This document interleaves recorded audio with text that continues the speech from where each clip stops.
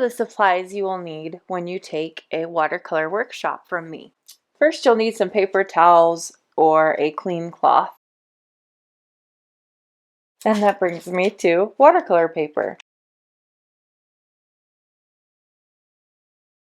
I like to work around 8 by 10, 11 by 14, somewhere in there. I feel like the bigger the better when you're first learning, especially when you're working with the eyes of an animal where you need to get those details in. Bigger is a little bit easier to work with.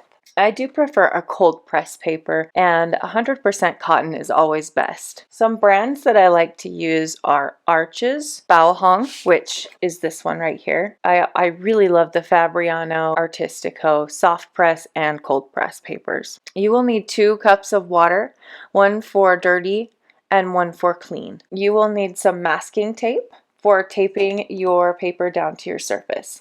I really like this brand. This is Scotch 2020 contractor grade.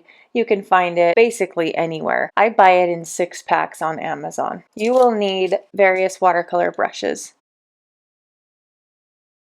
So here I have 3 sizes of soft. These are synthetic squirrel, and they are very soft. I prefer a soft brush for my pet portraits. They are synthetic, like I said, and these are the silver black velvet line, which are my absolute favorite. Here I have a 12 round, an 8 round, and a size 2 round for those little details. You can find something similar. Next, you will need your watercolors. So here I have a selection of colors we will be using in most any pet portrait that we do. I do recommend having a palette of primaries, so yellow, red or magenta, and blue. A split primary palette is even better, where you have a cool yellow and a warm yellow, and so on and so forth. But along with that, yellow ochre, burnt sienna, burnt umber, Payne's gray, and ultramarine blue, and a mixing area as well. This is just a little porcelain dish, but you could even just use a plastic plate. Whatever you have will work just fine. Next, you will need a pencil and an eraser. And this is for transferring your sketch onto your watercolor paper. When you register for a pet portrait workshop with me, you will be provided a line drawing, and you can print this out at home and transfer it to your watercolor paper. I'd like to show some methods for transferring your tracing onto your watercolor paper. So let's say I've given you your line drawing, you've printed it out, and you are ready to go. How are you going to get this drawing onto your paper? Obviously, you can draw it. You can just look at it and draw it. That is one way. We will not be focusing on drawing in my class. We really want to focus on watercolor. So this is something that you do need to do in advance. We will not have time to stop and wait for anybody to make their sketch. So there's the tracing method you can do where, and this is something that I have not tried. However, I have watched several YouTube videos on this. It's where you find a window with very bright light coming in.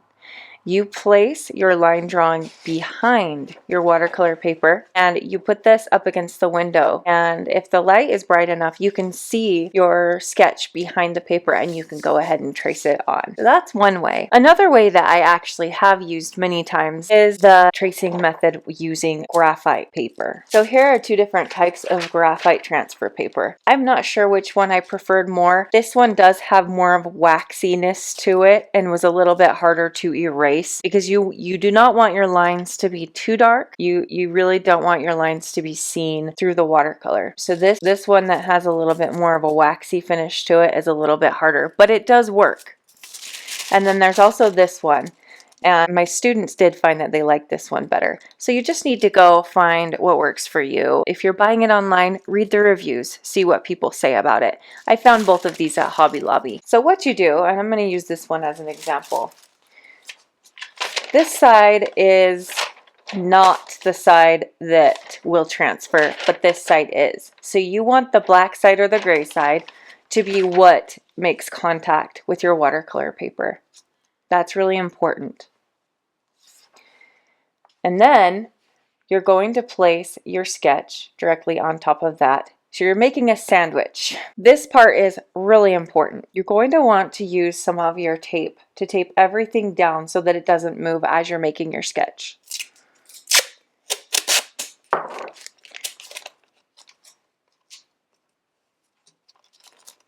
Keep in mind that any pressure at this point that you put on this is going to rub off onto your watercolor paper. So just be aware of that. And I'm also going to go ahead and tape it down to the desk, just so that things don't move around. And then how you make this work is you can take a pencil or a pen or a fun trick, even a white gel pen, and you just go ahead and trace over these lines.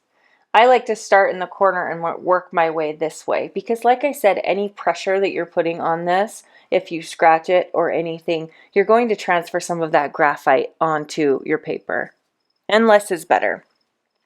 So I like to start up here, and at first it's good to see how much pressure you need in order to get that transfer. So let's just check that. This is kind of tricky. Let me make sure that these two stay good and sandwiched together. Okay, I should probably press a little bit darker. And this isn't rocket science. I am going to switch to a pen.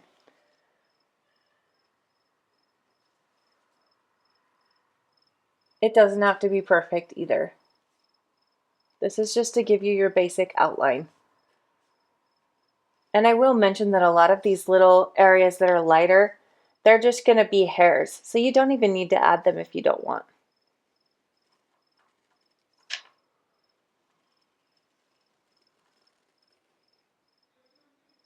And even though we are going to be doing this tracing, I still think that learning how to sketch and knowing how to draw is really important.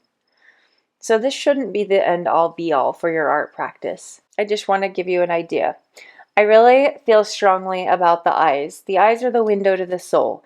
The eyes are where we're going to be putting the most detail.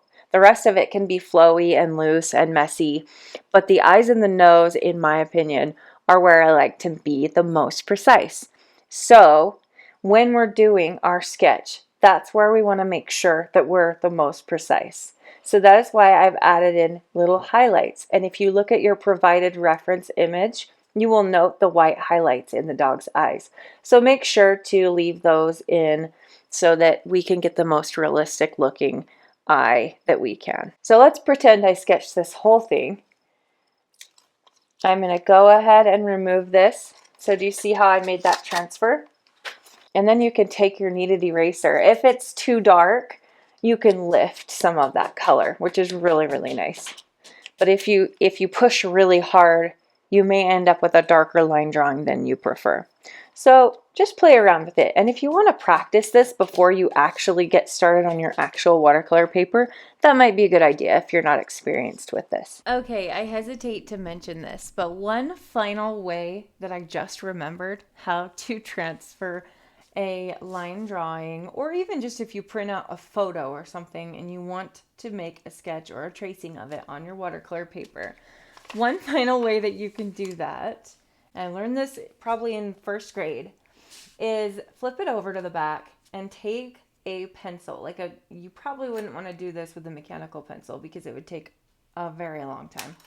But just grab a pencil and you're going to, pushing pretty good, I'm going to go ahead and just cover it with graphite. It's the same concept as using the graphite paper you purchase from the store, but this is just like the budget friendly, last minute, I don't have time for graphite paper option. This works, by the way.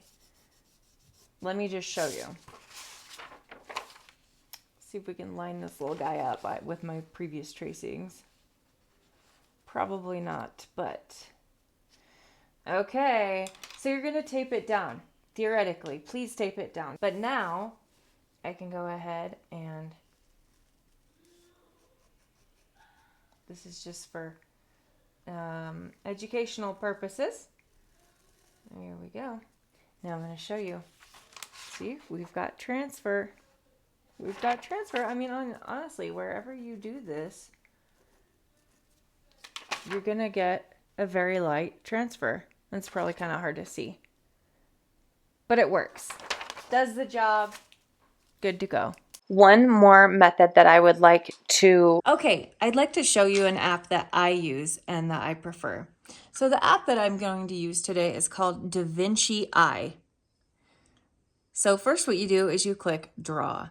Then it's going to show you your photo album, and you're going to choose the image that you would like to draw.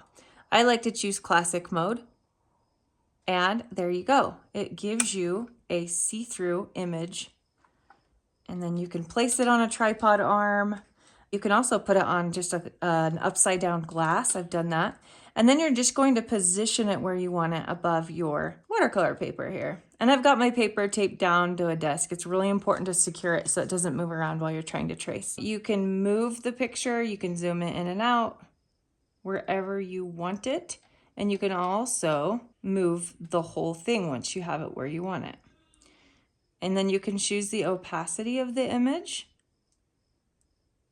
Okay. So one of the things that I like to do with this is I like to make sure where the top of the dog's going to be, make sure it's going to fit on the paper. It's really important.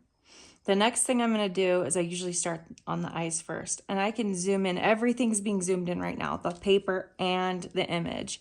And then from there, you can just begin your trace. And this does take a little bit of skill. It's kind of an eye-hand coordination situation, but it's just one way to get that sketch down on your paper and make sure you're getting everything in the right spot. Like I said, this isn't an end-all be-all. It is important to learn how to sketch and to practice sketching. But for the purpose of our workshop, this is what we're going to do. I will post the link to this app in the notes, and hopefully that was helpful. You can ask me any questions that you might have in the comments, and I will happily answer them.